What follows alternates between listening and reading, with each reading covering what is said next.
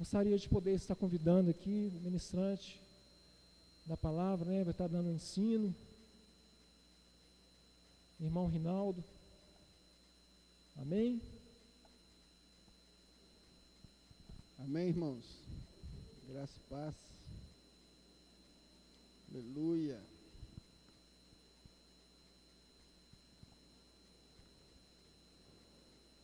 Tudo bem? Vamos orar mais uma vez?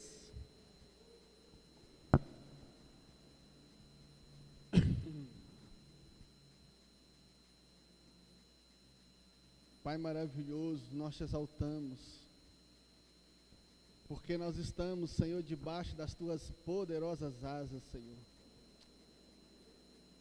Pai Santo, nós te exaltamos, Senhor, porque nós não temos nada a ver com esse mundo, nós pertencemos ao teu reino, Senhor.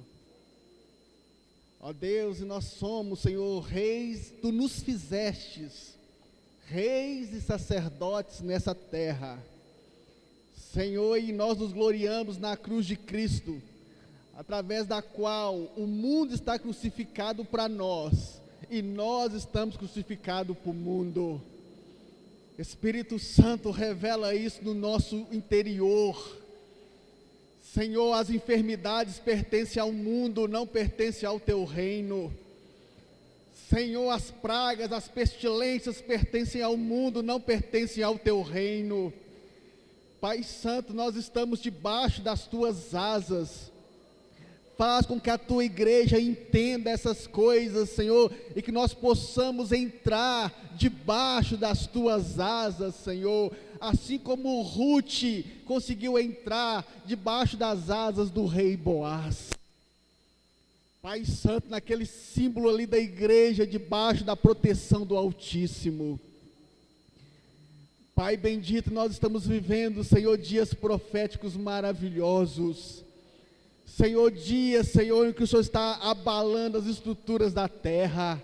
Senhor, que acorda a tua igreja, Senhor, para orar. Acorda a tua igreja, Senhor, levanta-nos, Senhor, desperta-nos, Senhor.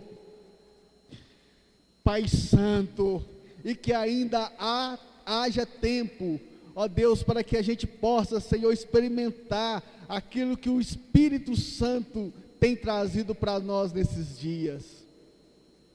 Nós te exaltamos, Senhor, nós te bendizemos, ó Deus. Pai Santo, cobre o teu povo com o teu poderoso sangue, Jesus. Ó Deus, nós cobrimos o teu povo, Senhor, com o teu poderoso sangue. Ó Pai, enquanto Israel estava ali no Egito, e o Senhor estava aniquilando os deuses do Egito com aquelas pragas, nenhuma praga chegou no lugar onde Israel estava, porque o julgamento do Senhor era para o mundo, não para o teu povo. Pai Santo, e nós cremos que o Senhor continua sendo o mesmo. Livra-nos, Senhor, da religiosidade pagã, livra-nos, Senhor, desses rituais, em nome de Jesus Cristo. Senhor, nós sabemos que o Espírito Santo habita em nós. Romanos capítulo 8 fala que o Espírito Santo que ressuscitou a Jesus Cristo dentre os mortos, vivificará os nossos corpos mortais. Pai Santo, não existe, Deus, enfermidade, pestilência, que possa, Senhor, subjugar a presença do Espírito Santo no nosso corpo. Pai Santo, nós te agradecemos, porque muitos dos profetas, muitos dos teus santos servos da antiguidade, quiseram ver o que nós estamos vendo, Senhor, e não puderam ver.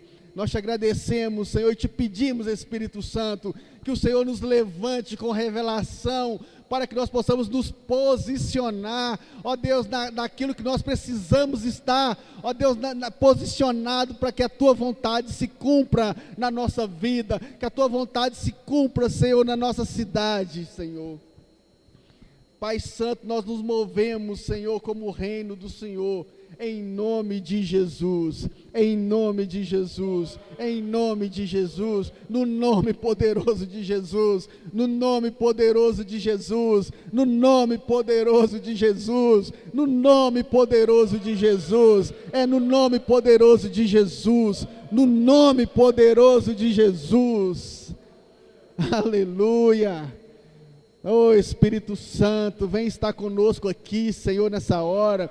Livra-nos, Senhor, da arrogância. Livra-nos, Senhor, de querer conhecer só por conhecer. Ó Senhor, se o Senhor não abrir a Bíblia para nós e nos revelar Jesus, todo conhecimento, Senhor, é em vão. Pai Santo, livra-nos, Senhor, do conhecimento do bem e do mal. Livra-nos, Senhor, de querer saber só por saber, só por arrogância. Livra-nos, Senhor, mas traz sobre nós, Senhor, espírito de revelação. Espírito de revelação, Senhor, de quem nós somos e de quem nós somos em Ti e de qual é a nossa função nessa terra, Pai. No nome de Jesus. No nome de Jesus. Amém. Amém. Amém. Aleluia. Irmãos,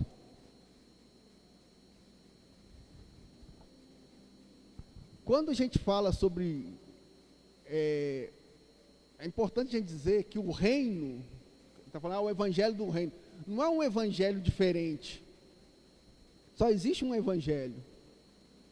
Só que a gente faz Deus faz essas divisões para que a gente entenda. O Senhor tem essa misericórdia conosco, né? Desse jeito, já é difícil a gente entender, se não fosse o Espírito Santo, aí seria impossível. Por exemplo, por que existe 4 evangelhos? Já parou para pensar? Porque são 4 evangelhos, cada evangelho retrata Jesus de uma forma. Você quer um exemplo? Abre lá Mateus capítulo 1.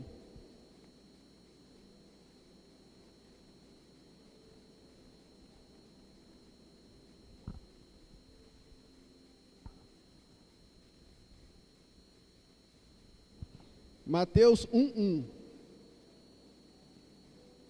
Nada que está na Bíblia é inútil. Mateus 1:1. Irmãos, Mateus retrata Jesus como rei. Então, o livro de Mateus, o Evangelho de Mateus, ele retrata Jesus especificamente no caráter de rei. Olha aqui, ó, livro da genealogia de Jesus Cristo, filho de Davi, filho de Abraão. Por que colocou Davi à frente de Abraão? Porque Deus tinha prometido a Davi que sempre teria um rei da descendência dele. Se fosse olhar historicamente, Abraão tinha que vir primeiro, que Abraão era pai de Davi. Mas por que Davi veio primeiro? Porque o livro de Mateus retrata Jesus como rei. Em Jeremias, o Senhor prometeu a Davi que sempre haveria um rei da descendência dele. Então ele está falando aqui que Jesus é o rei, prometido lá em Jeremias. Agora abre Marcos capítulo 1. O livro de Marcos retrata Jesus como escravo, como servo.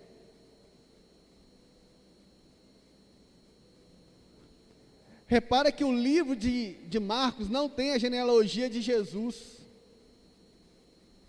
Escravo não tem genealogia.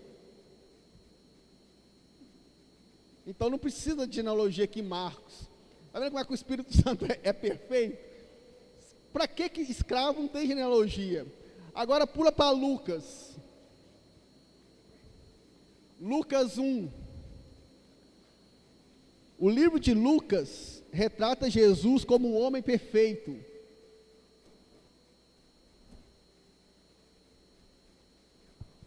O homem perfeito tem que ter genealogia, não tem?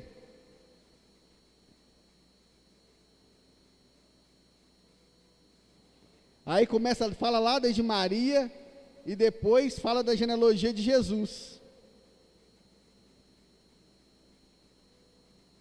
Aonde que está aí a genealogia de Jesus? 3:23, obrigado. Nascimento de João Batista, 3:23.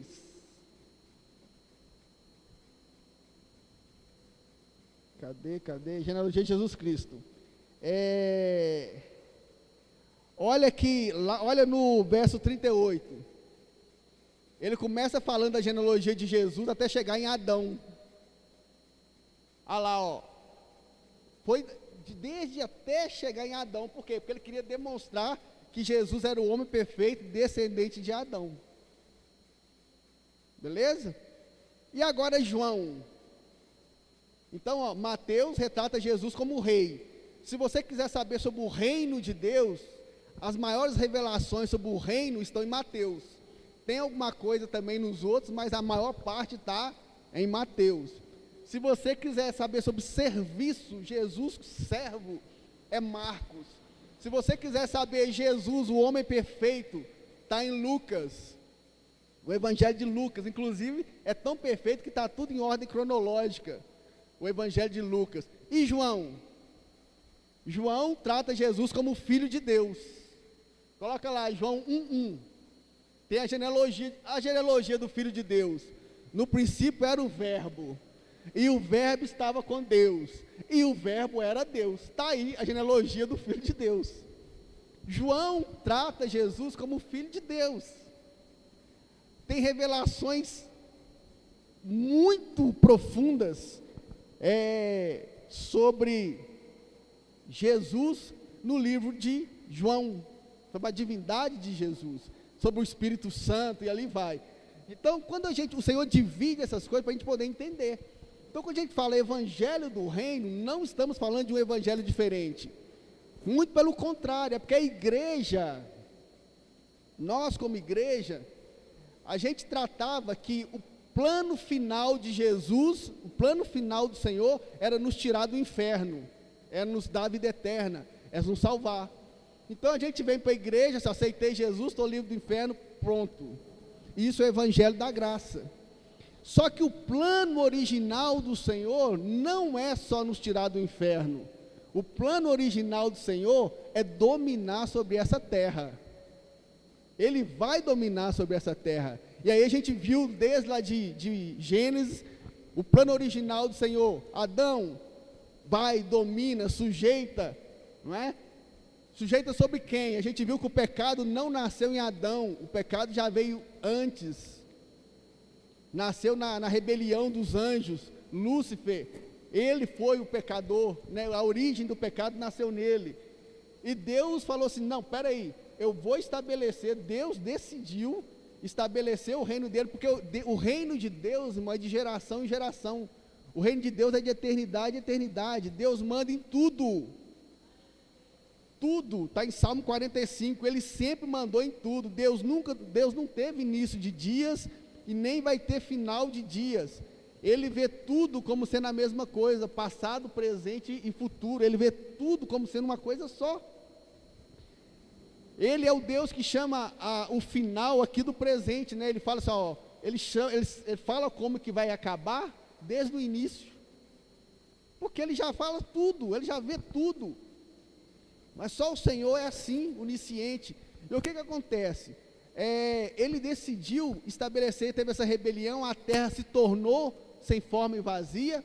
Aí a gente viu, né, que Deus, no princípio criou Deus os céus e a terra. Ele não criou a terra sem forma e vazia, ela se tornou sem forma e vazia.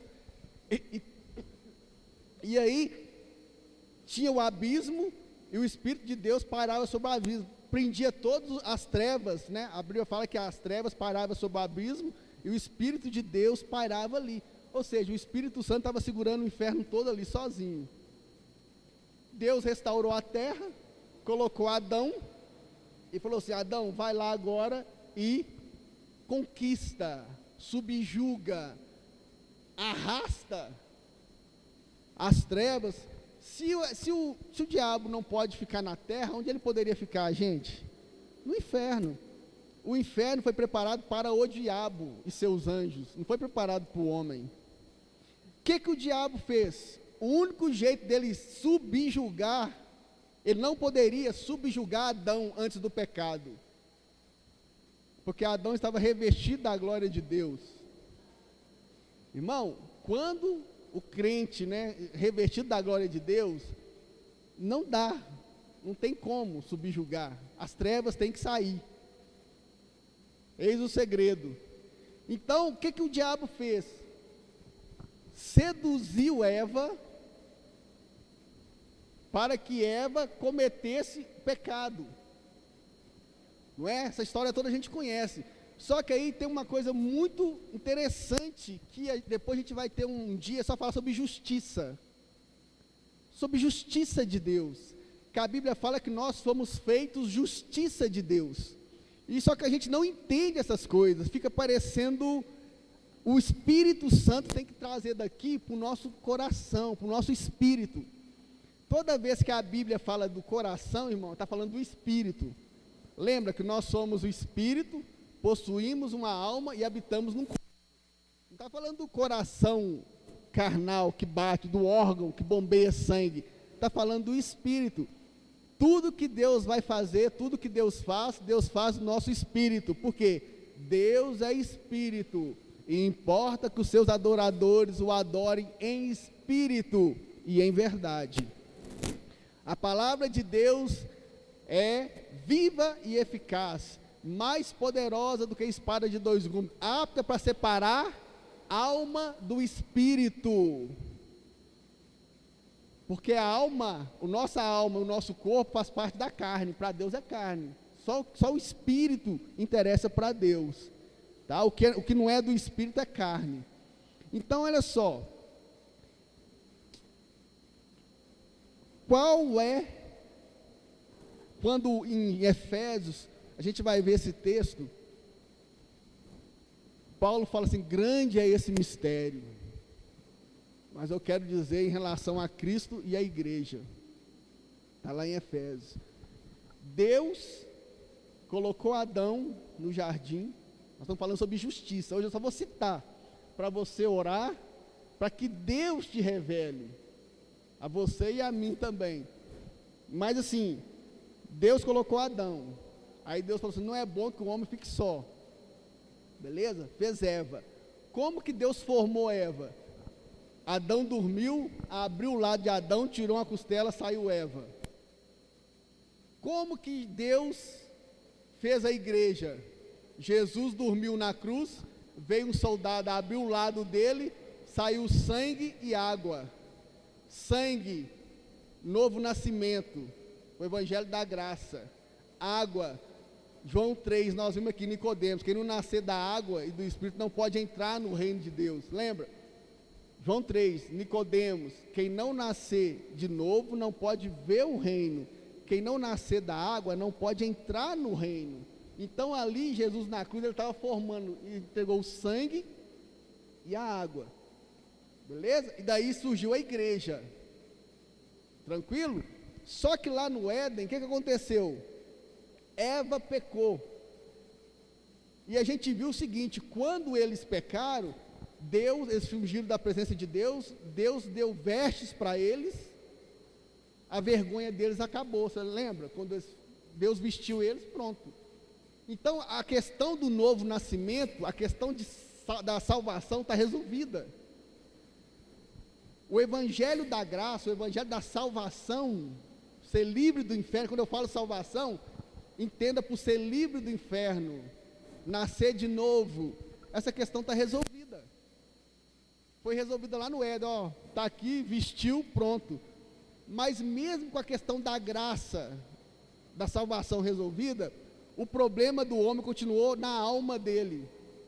O espírito está salvo, mas ele tem um problema na alma. Ele começou a acusar a esposa começou a acusar, o homem passou a ter inveja, aí Deus expulsou eles do jardim, aí começou aquela confusão toda, beleza? Mas antes dessa confusão, repara num negócio de justiça.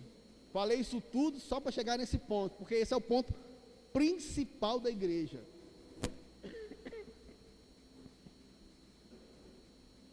Quando Eva, a Bíblia fala que Eva pegou a fruta e comeu, e depois Eva deu ao marido, mas não fala o tempo que isso demorou. Se Adão tivesse do lado de Eva ali na hora que ela pegou, dava um tapa na mulher, larga essa mulher, né?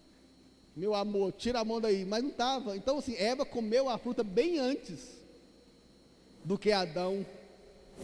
E quando Eva comeu a fruta sozinha, o que aconteceu? Nada. ela não teve consciência de pecado.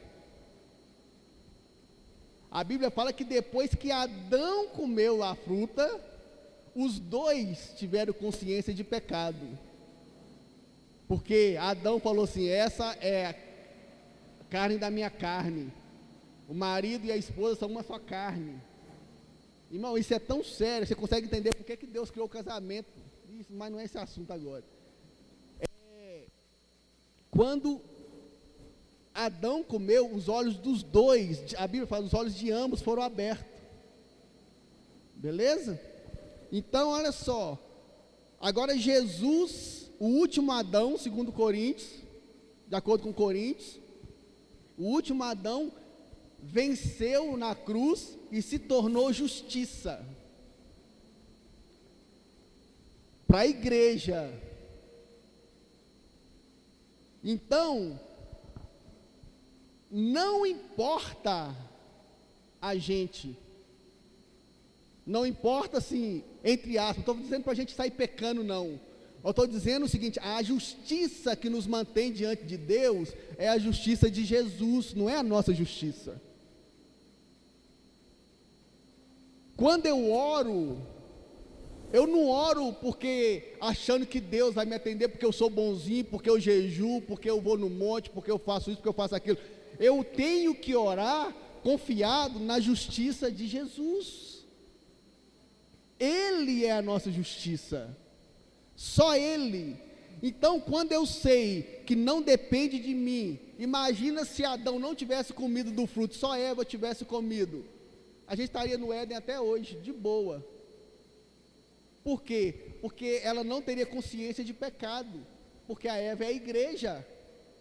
Agora sim, se lá no Éden, quando Adão pecou, a igreja teve, a igreja Eva, né, que a Bíblia fala aqui em Romanos que Eva é um tipo da igreja.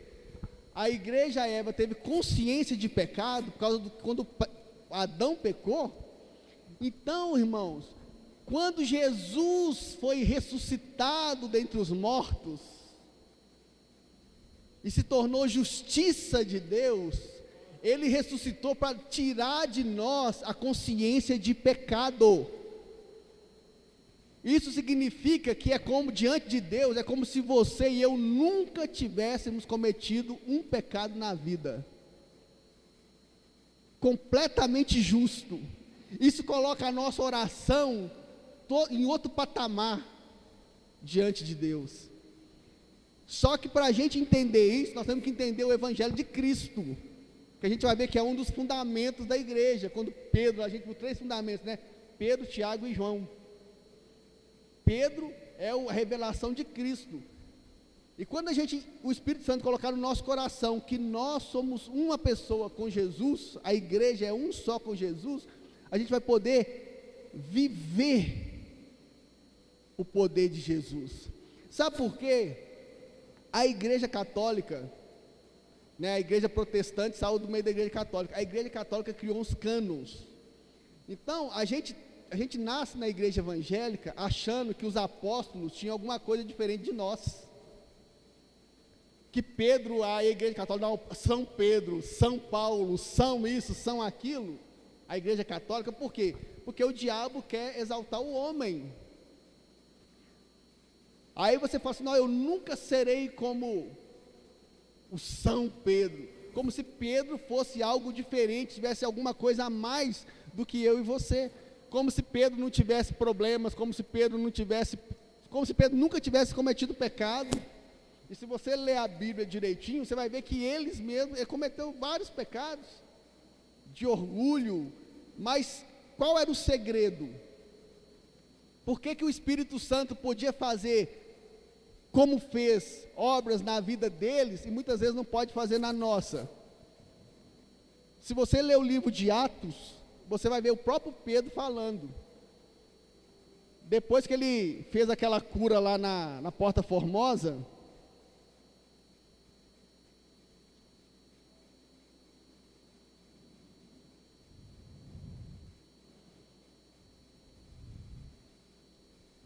onde está a cura lá da Porta Formosa? Onde está? Acha aí. 3. Atos 3. Ananias e Safira. Pedro e João são presos, está no 3. E arrependeu-vos de converter. 3:10, né? Obrigado. Aqui, ó, Atos 3:10.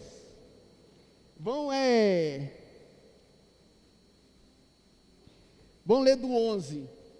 Ele foi o paralítico de nascença. Foi Pedro. Gente, olha o que Pedro fez.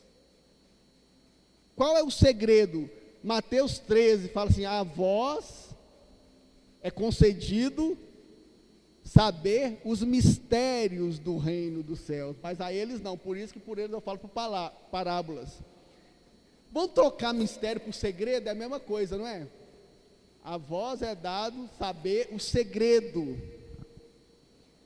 Qual que é o segredo que os irmãos tinham, da igreja primitiva tinha, que a gente não, que a gente parece que ficou perdido na era das trevas, durante 1000 anos que a igreja católica, né, que era a igreja cristã da época, fez da história toda. Então olha só que legal, Pedro falou assim, ó, o que eu tenho, eu não tenho ouro e nem prata, mas o que eu tenho, e isso te dou. Em nome de Jesus Cristo, o Nazareno, anda. Você não vê Pedro impondo a mão sobre um paralítico, ó Senhor Deus Todo-Poderoso, ó Deus de misericórdia, cura ele. Dificilmente você vai ver uma atitude dessa no livro de Atos. Os irmãos tinham uma ousadia tão grande, que ele falou assim, ó, eu tenho, levanta e anda. Por quê? Porque eles tinham confiança da justificação, eles tinham um segredo. Repara aí, Pedro fala agora, ó, eles estavam atônitos, né? Apegando-se ele a Pedro e a João, ele quem? O cara que foi curado. Estava todo mundo em pânico, surpreso, atônito. Todo o povo correu atônito para junto deles, no pórtico chamado de Salomão. À vista disto, Pedro se dirigiu ao povo dizendo, israelitas, por que vos maravilhais disto, ou por que fitais os olhos em nós? Olha só, como se pelo nosso próprio poder, ou piedade, ou santidade, ou um livro de oração, ou subir no monte, ou jejuar, ou não sei o que, traduz a piedade aí por vida cristã, tá? Ou pelo nosso próprio poder, ou piedade, o tivéssemos feito andar, o Deus de Abraão, de Isaque, de Jacó, o Deus de nossos pais, glorificou a seu servo Jesus, a quem vós traístes e negastes perante Pilatos, quando este havia decidido soltá-lo. Vós, porém, negaste o santo e o justo, e pediste que vos concedessem um homicida. Pedro ainda pregou o evangelho ainda. De sorte, mataste o autor da vida, a quem Deus ressuscitou dentre os mortos, do que nós somos testemunhas. Pela fé em o nome de Jesus, é que esse mesmo nome fortaleceu a este homem, que agora vedes e reconheceis. Sim, a fé que vem por meio de Jesus, deu a este saúde perfeita na presença de todos vós. Olha a declaração de Pedro. Pedro diz, cara, é ele, é o nome dele, é Jesus. Só que Pedro tinha uma convicção tremenda do reino. Por quê? Porque toda vez que você vê lá no livro de Mateus, e Jesus pregava o evangelho do reino e curava, fazia o negócio do reino e curava. Irmãos, doença, isso é de Adão. Doença, coronavírus, chirovírus, todo tipo de doença veio por causa do pecado de Adão. Se nós estamos no reino de Cristo, Captou? O Senhor nos tirou do império das trevas e nos transportou para o reino do Filho do seu amor. Isso não é poesia, isso é realidade. Tá? Só que a gente, como igreja, nós temos que clamar ao Espírito Santo para que Ele coloque isso no nosso coração. Você quer um exemplo? Que a gente tem só meia fé? Hebreus 11. Hebreus 11, 1. O que fala lá? Ora, a fé é a certeza das coisas que se esperam. O que a gente espera? A salvação. A gente espera Jesus voltar, não é? Então, a fé é a certeza das coisas que se esperam, ou seja, a graça, a salvação, a vida eterna. A fé é isso. Só que a fé é só isso? Não, a fé também é o quê? E a convicção de fatos que não se veem. Que fato é esse? Um dos fatos é: nós não pertencemos mais ao reino da terra, nós pertencemos ao reino de Deus. Só que a gente, como igreja, a gente só fica na primeira fé. A nossa fé, ela está na metade. A gente só crê na salvação. Mas a partir do momento que a gente crê na autoridade do reino, na conquista do reino, no fato de que nós somos reis e sacerdotes nessa terra, e não é porque a gente é bonzinho, não é porque a gente ora, não é porque a gente... é por causa de Jesus, é por causa da santidade dEle, é por causa da justiça dEle, é porque nós somos um com Ele. Se nós vivemos um com Ele, junto com Ele, nós teremos a mesma autoridade dEle. Isso é um fato. É um fato. Só que a nossa fé vem só pela metade. E a gente passa a vida inteira na igreja esperando a salvação.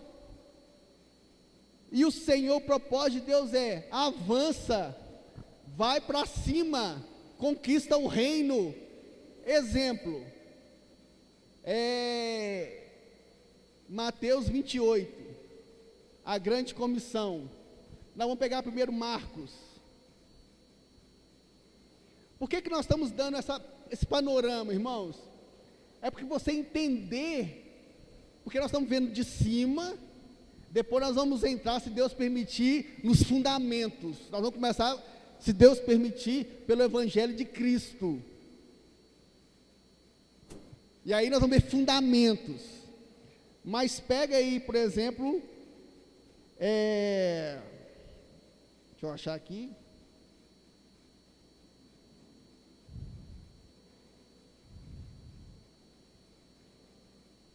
Marcos 16. Marcos, Jesus não é o servo? Então não tem nada de reino no Marcos. Marcos 16, verso 15. E disse-lhe: ide por todo o mundo e pregai o evangelho a toda criatura. Quem crê e for batizado será salvo, e quem não crê será condenado. O que é isso, irmãos? É o evangelho da salvação, não é? Prega lá, quem crê e for batizado é salvo, quem não crê está condenado. Agora pega a mesma coisa, o mesmo texto, quase o mesmo texto, em Mateus 28.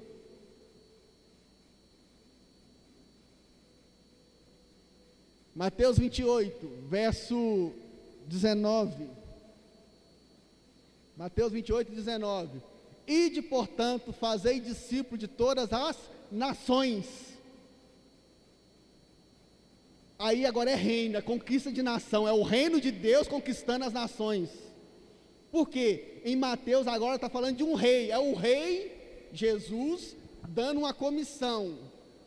Vai, faz discípulo de todas as nações, ou seja, o reino de Deus conquistando as nações. O reino tem a ver com conquista.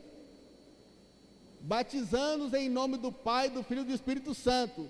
O próximo, ensinando-as a guardar todas as coisas que vos tenho ordenado. E eis que estou convosco todos os dias até a consumação dos séculos. Ou seja, seremos um, somos um, ou seja, o rei está conosco. Então está vendo como que o Espírito Santo separa para a gente poder entender? Até na grande comissão de Mateus é conquista. Mais um exemplo.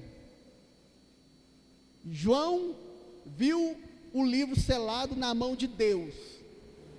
E ele chorava muito porque não tinha ninguém, nem na terra, nem no céu, nem debaixo da terra, que pudesse nem sequer olhar para o livro. Beleza? Aí João chorava, aí o ancião falou: não chora não. O que está escrito lá? O leão da tribo de Judá, ele venceu. E ele é digno de tomar o livro e abrir os selos. O leão. Leão é o que, gente? Rei. O leão não é o rei da natureza? Mas quando João olhou, João viu o quê? Um cordeiro. Está vendo as expressões de Jesus? João, o anjo falou assim: ó, João, é o leão. João olhou e viu o cordeiro. Porque estava no início da revelação de Apocalipse, João não tinha entendido ainda o desenrolar do livro de Apocalipse todo, que fala assim, ó, os reinos do mundo se tornaram de nosso Deus e do seu Cristo. Lá no final João entende a conquista do reino, escrita em Apocalipse, mas ali João viu o cordeiro. Então Jesus é o cordeiro, derramou o sangue, o cordeiro pascual, derramou o sangue para que a gente fosse perdoado dos nossos pecados, mas ele é o leão da tribo de Judá, a raiz de Davi. O que significa a raiz de Davi? O reino de Davi é uma árvore, Jesus é a raiz, ele que mantém esse reino de pé, esse reino que nunca terá fim. Não é bacana essas diferenças? Então o que o Espírito Santo está nos levando a entender é a gente buscar em Deus a segunda parte da história, a convicção de fatos que não se veem. Quando a gente orar para o enfermo, não tem opção do enfermo não ser curado. Não tem essa opção do enfermo não ser curado. Não existe a opção Deus cura se Deus quiser. Você não é rei? O que ele falou para aquele jovem lá do filho pródigo, o irmão mais velho? Cara, tudo que eu tenho é seu, vai lá e pega. Você quer um cabrito? Está lá disponível, pega e come, mata e vai brincar.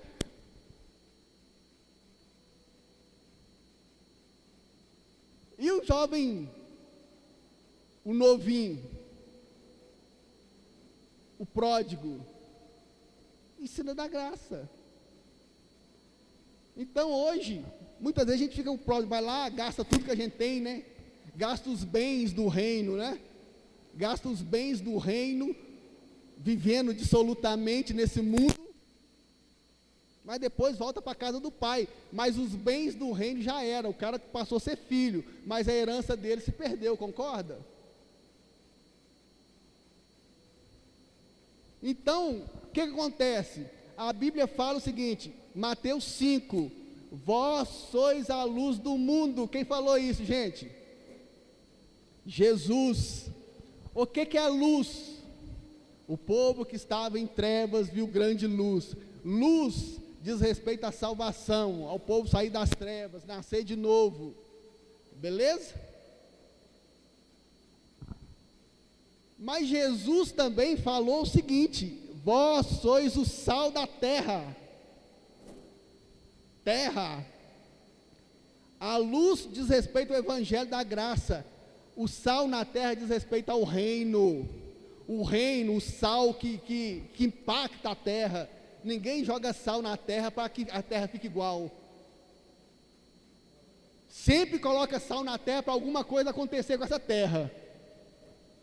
Então, Jesus falou que nós pregamos o evangelho da graça, nós somos a luz, mas também nós somos o sal da terra. Agora aqui vem um mistério, que você deve ter perguntado, será que perde salvação? Será que existe uma discussão teológica tremenda sobre isso, se perde salvação, se não perde salvação, e não sei o quê. Irmãos, Jesus falou assim, se o sal se tornar insípido, como lhe restaurar o sabor?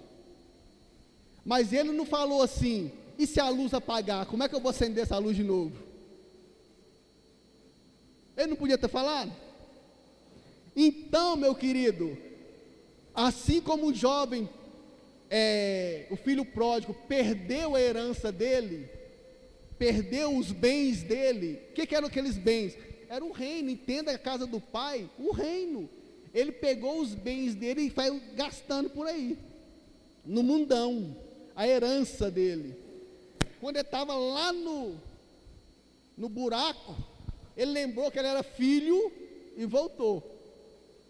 E aí tinha aquele outro, o filho mais maduro, o mais velho, falou assim, o pai falou que tudo que eu tenho é seu, você é dono do reino, pega e faz, é seu, você tem direito. Só que aí tem um texto que fala o seguinte, pedis e não recebeste, porque pedis mal,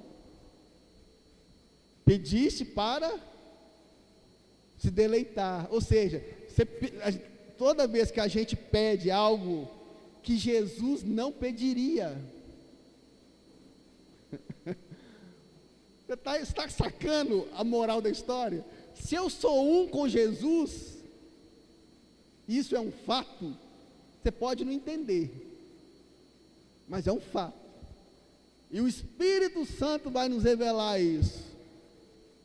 Paulo orando para a igreja de Éfeso, eu estou orando para que Deus te dê espírito de revelação, no pleno conhecimento dEle, para que você saiba qual é a esperança do vosso chamamento, qual é a riqueza da glória dos santos, e qual é a suprema grandeza do seu poder, está lá em Efésios capítulo 1, a igreja de Éfeso não sabia, e olha que a igreja de Éfeso, como que essa igreja nasceu?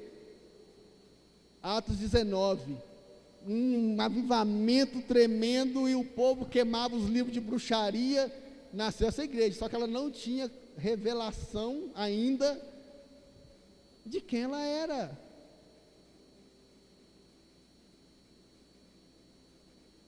Então o que acontece? O reino é autoridade, por isso que o cara que ficou no reino era o filho maduro.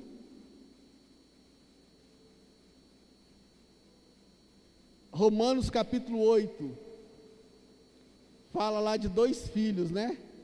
Vamos pegar o texto de Mateus. Orai, amai os vossos inimigos, e orai pelos que vos perseguem. Ah, que maravilha!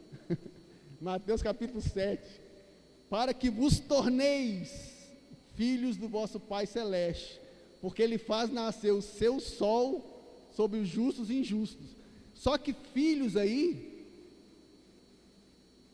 é ruiós, é filho maduro, filho adulto, porque só pode herdar o reino, um filho maduro. Gálatas 6, enquanto é criança, o filho herdeiro não passa de um escravo, mesmo sendo ele dono de tudo, mas está colocado sob tutores. Por que que o filho que é dono de tudo, qual que é esse texto aí? É Gálatas 6, né?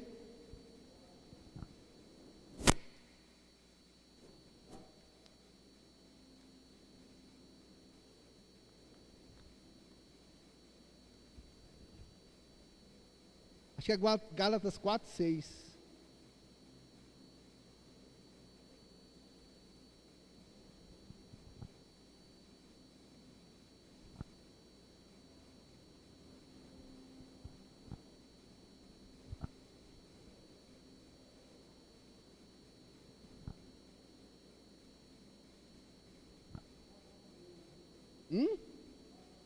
4:3.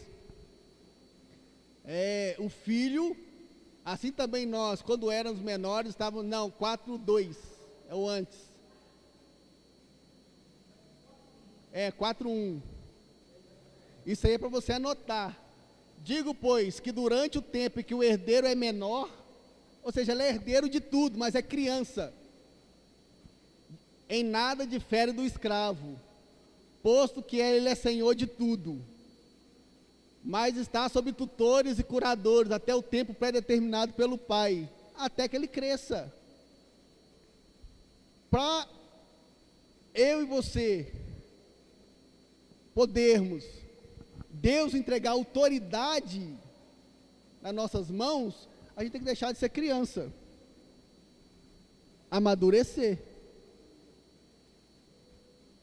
E uma boa forma para amadurecer começa pela força do jeito mais fácil. Começa orando pelos seus inimigos e pelos que te perseguem. Fala dessa experiência, irmão. Pega um neguinho que te enche o saco. Começa a orar por ele. Começa a orar. Para ver como é que você vai amadurecer.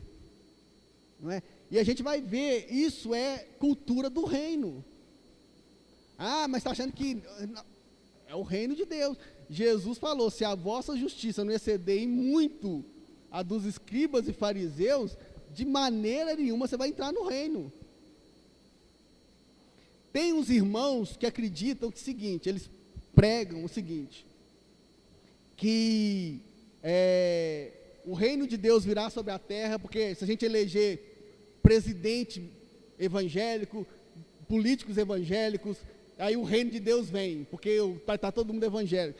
Eu vi um pastor falando que até a igreja, motivando as igrejas a ter mais filhos, porque o pessoal do Islã, né, eles têm em média 5 filhos por família.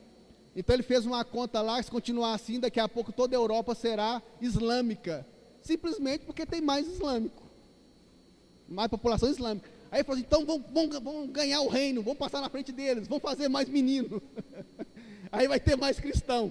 Assim, irmão, assim, pera, né? Mas também eles podem se converter, não podem? Mas tem uma linha aí que acredita que o reino de Deus vem, se a gente eleger políticos, não é o que eu creio. Eu creio que o reino de Deus vem no poder de Jesus, né? Vai ser estabelecido no poder de Jesus.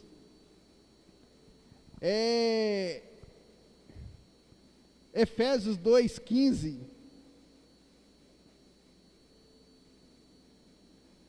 fala que o Senhor aboliu na sua carne a lei dos mandamentos na forma de ordenanças,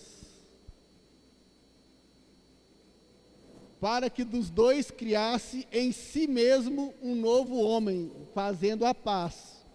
Guarda esse versículo aí. Vamos pegar, e aí a gente continua na próxima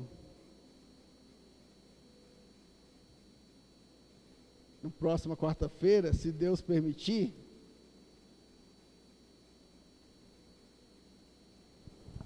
Vamos entender o contexto.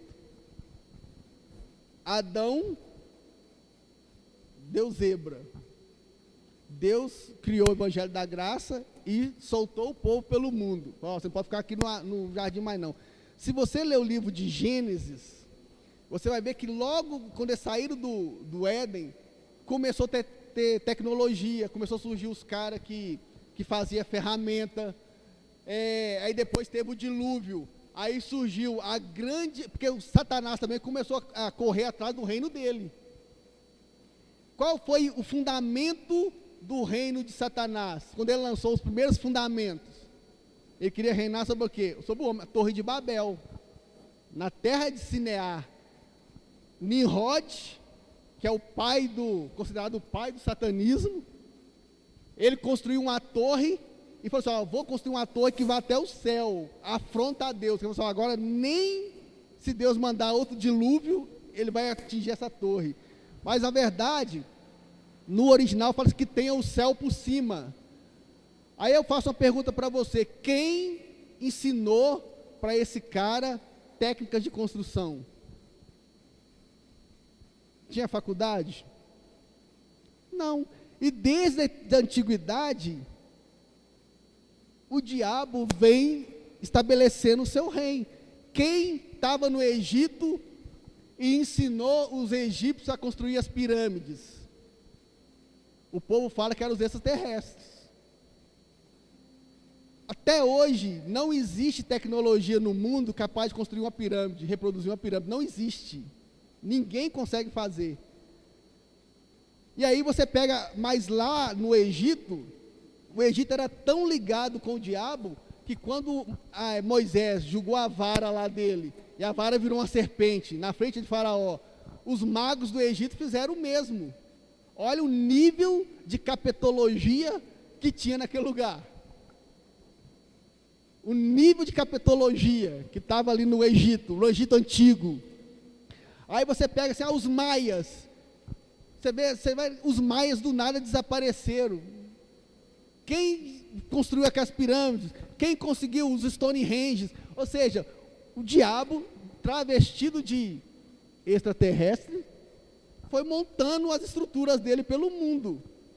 Chegou até em Daniel, a estátua de Daniel, capítulo 2, de Nabucodonosor, o reino do anticristo, que está sendo estabelecido com a permissão de Deus, né? Começou lá na Babilônia, na verdade começou no Egito, porque se você pegar Apocalipse 17, fala lá, ó, a besta, fala que as 7 cabeças são 7 reis, dos quais 5 já foram.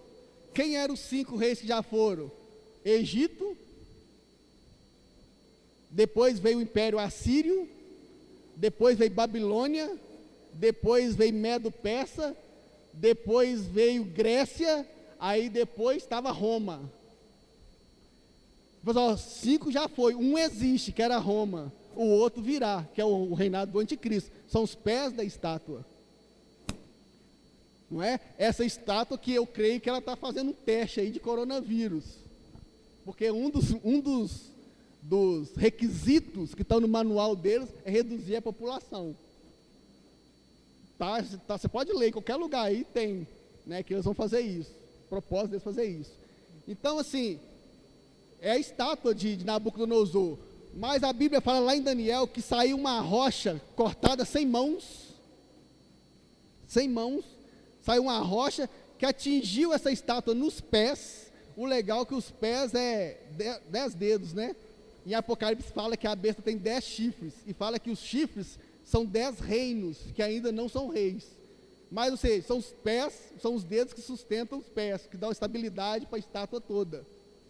Então, o que acontece? A cabeça é babilônica, a cabeça de ouro babilônica. Então, os pensamentos da Babilônia estão permeados aí, até mesmo dentro da igreja, né? O que é o pensamento da Babilônia? Tudo pode, não tem problema, vem cá, todo mundo. Ecumenismo, traduzindo, ecumenismo, né? Aí os pastores pedindo perdão para o Papa, né? O Papa. Irmãos, tem pastores evangélicos famosíssimos do mundo todo que estão fazendo o ecumenismo. Agora, junto com a Igreja Católica, junto com o Espiritismo, junto com a Umbanda, já existe. Lá em Dubai tem um templo da Igreja Mundial, uma igreja ecumênica. E aí pastores pedindo perdão para o Papa, porque eles foram protestantes, eles protestaram a reforma protestante.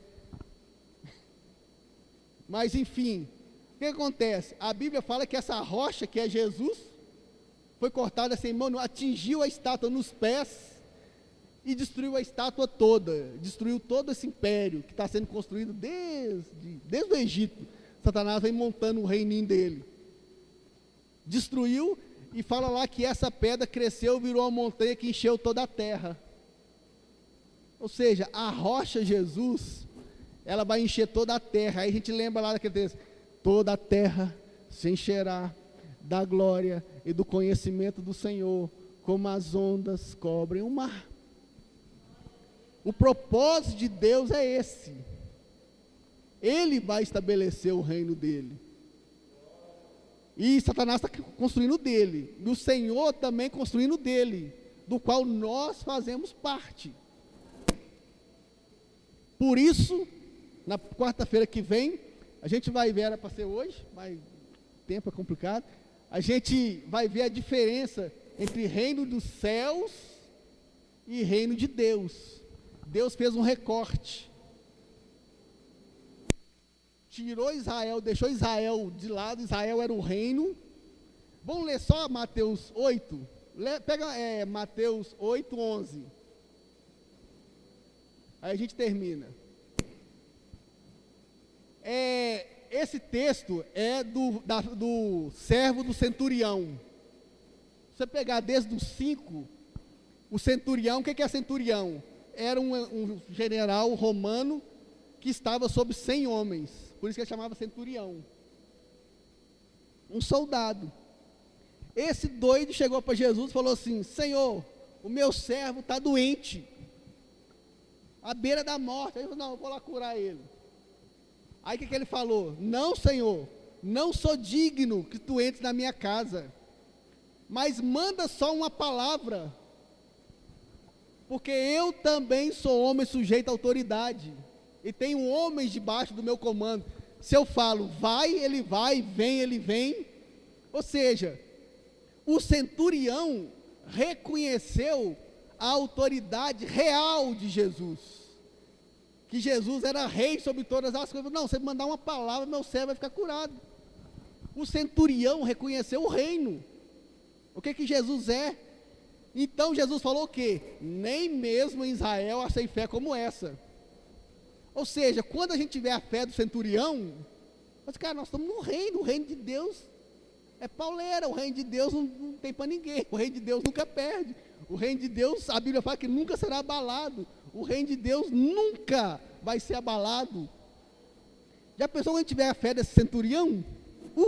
Ainda bem que Jesus falou, nem mesmo na igreja achei fé como essa, né? Tem que sair um pouco dessa estrutura. Aí chega aí, o que ele está falando para o pessoal, finalizando? Digo-vos que muitos virão do Oriente e do Ocidente, ou seja, gentios, e tomarão lugares à mesa com Abraão, Isaque e Jacó. Aonde? No reino dos céus. Passa por 12. Ao passo que os filhos do reino, quem são os filhos do reino? Israel. Ele acabou de falar assim, nem mesmo Israel achei fé como essa. Ao passo que os filhos do reino serão lançados para fora, nas trevas. Ali haverá choro e ranger de dentes. Essas trevas aí é inferno, irmão?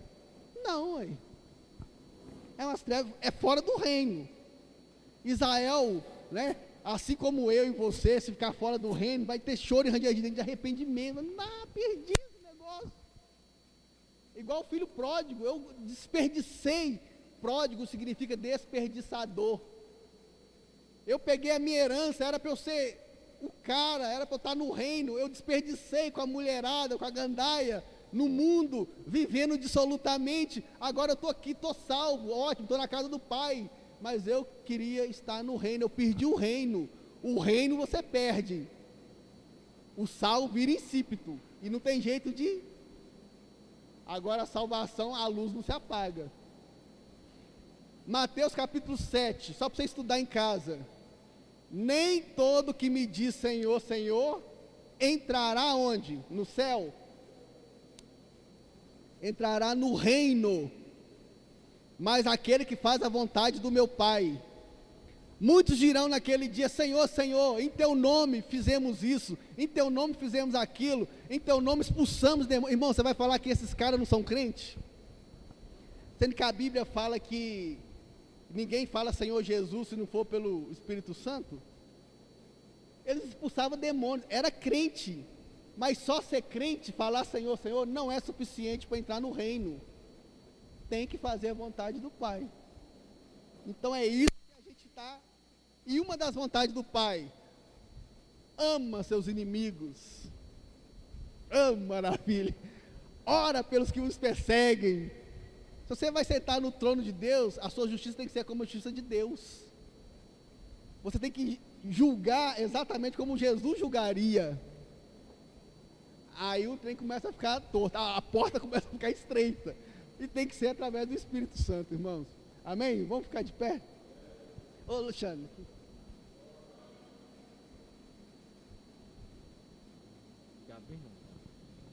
Aleluias, glória a Deus. Amém, irmãos? Está dando para poder receber, entender aí? Glória a Deus. Então, na próxima quarta-feira, os irmãos continuem, né, participando presente. E eu creio que o Senhor cada vez mais vai. Ô, irmãos, eu vou tentar, é o entusiasmo, mas eu vou tentar cuidar do tempo, porque a gente vai ter, provavelmente na próxima quarta-feira, um período assim bem legal para perguntas. Não fiz ainda por quê? Porque você tem que orar, né, irmão? Não é? De onde vai vir a revelação do reino? Da sua oração, no seu espírito. Você tem que agarrar na oração. Se não consegue orar em casa, vem aí na sexta, que nós estamos agarrados aí. Beleza? Então, assim, vamos orar. Lê lá Efésios capítulo 1, para que o Deus te dê espírito de revelação, no entendimento dele. Só o Espírito Santo pode revelar essas coisas para nós. Tá ok? E aí, mas a gente vai deixar uma quarta-feira para frente aí, para a gente tirar dúvidas, perguntas. Beleza? Que o amor de Deus Pai, que a graça do nosso Senhor Jesus Cristo e o poder do Espírito Santo de Deus esteja sobre a vida da tua igreja, não só agora, mas para todos sempre.